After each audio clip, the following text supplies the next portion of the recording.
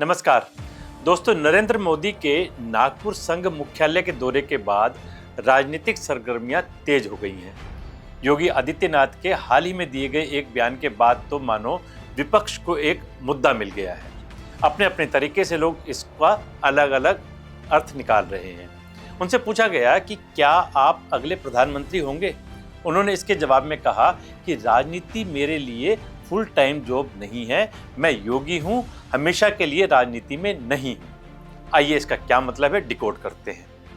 उनके समर्थक उन्हें देश का अगला प्रधानमंत्री मानते हैं, लेकिन वो कह रहे हैं कि लंबी राजनीति करने वाले वे नहीं हैं और एक दिन अपने मठ लौट जाएंगे। वे जब पहली बार मुख्यमंत्री बने तो विरोधियों ने कहा कि उनके पास कोई प्रशासनिक अनुभव नहीं है, जबकि उससे पहले वो गोरखपुर से 5 बार सांसद रह चुके थे।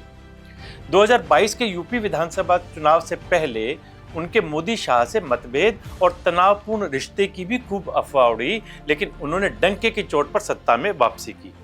तभी से उनके समर्थक उन्हें अगले पीएम के रूप में देखने लगे। लोकसभा चुनाव 2024 के दौरान अरविंद केजरीवाल ने एक शगुफा छोड़ा।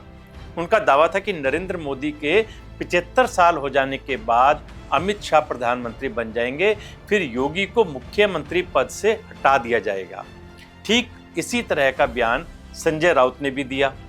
मोदी के संघ मुख्यालय के दौरे को लेकर संजय राउत ने दावा किया कि नरेंद्र मोदी सितंबर में रिटायर हो जाएंगे। वे पिछले 10-11 साल में आरएसएस मुख्यालय नहीं गए थे और अब वहां मोहन भागवत को टाटा बाय बाय कहने गए थे, ऐसा संजय राउत ने कहा।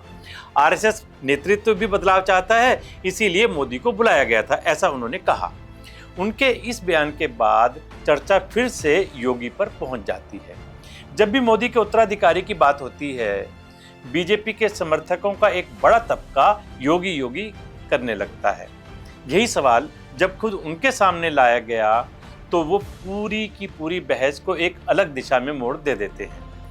वे कह रहे हैं कि राजनीति में लंबी पारी खेलने का उनका कोई इरादा नहीं है और वे एक दिन अपने मठ लौट जाएंगे।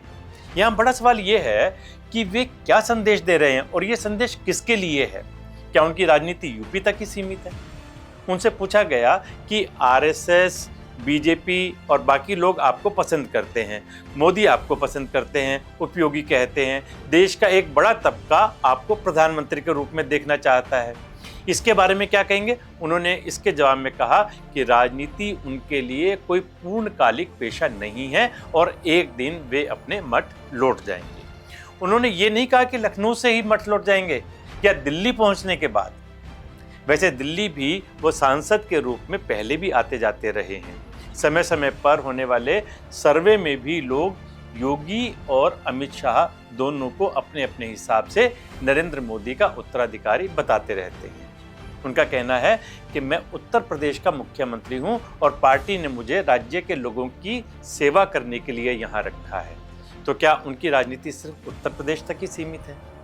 बीजेपी के सारे मुख्यमंत्री देश के चुनावी कैंपेन में हिस्सा लेते हैं, लेकिन हेडलाइन तो योगी की ही बनती है। उनकी मौजूदगी को अलग महत्व दिया जाता है। 2018 के छत्तीसगढ़ चुनाव में योगी जब वहां पहुंचे तो तत्कालीन मुख्यमंत्री रमन सिंह ने उनके पांव छुए थे, जबकि वो मुख्यमंत्रियों में सबसे कम उम्र के थे। वे जब बटेंगे तो कटेंगे का नारा देते हैं तो झारखंड, हरियाणा, महाराष्ट्र और बाकी सभी जगह तक वो नारा गूंजता है। पाकिस्तान से लेकर बांग्लादेश तक उनके बयानों की चर्चा होती है। फिर कैसे मान लिया जाए कि वो यूपी तक ही सीमित है और आगे भी यहीं रहना चाहते हैं? जो कुछ भी उन्होंने कहा है वो राजनीतिक रूप से दुरुस्त है, मजबूरी की बात अलग है। लेकिन क्या राजनीति में कोई समय सीमा होती है? क्या सन्यासी या कोई योगी जो सोचता है उसके साथ वही होता है? बेशक वो योगी हैं, बेशक वो गोरक्षा पीठ के महंत हैं, लेकिन उनके बयान को बाकी साधु संतों की तरह तो लिया नहीं जाएगा। राजनीति को वो पेशा भले न मानते हों, लेकिन फुल टाइम राजनीति में तो वो हैं ही। लिहाजा उनका ये बयान भी राजनीतिक ही माना जाएगा। नमस्कार।